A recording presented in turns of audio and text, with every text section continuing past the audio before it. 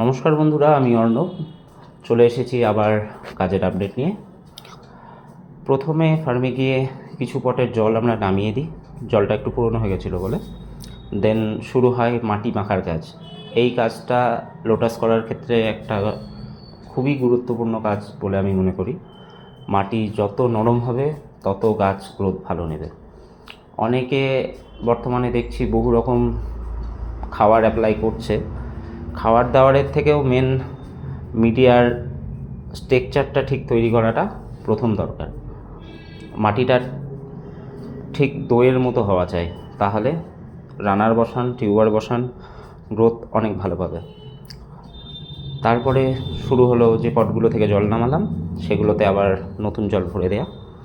এইভাবে মাঝে মধ্যে প্রথম দিকে সেট করার সময় একটু জল চেঞ্জ করলে তাড়াতাড়ি গাছ সেট হয়ে যায়।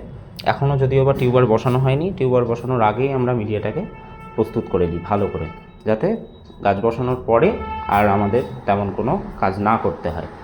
তবুও প্রথম দিকে রেগুলার বেসিস একটু ওভারফ্লো করে দেওয়া, প্লাস দরকার হলে জল একটু নামিয়ে দিয়ে নতুন জল ভরে দেওয়া। এর ফলে কি হয়, যে কোনো মশামাছির লার্ভাও তাতে থাকে না, ঠিক আছে। তারপরে গাছ গ্রোথ নেওয়ার পর অত অসুবিধা কিছুতেই হয় না।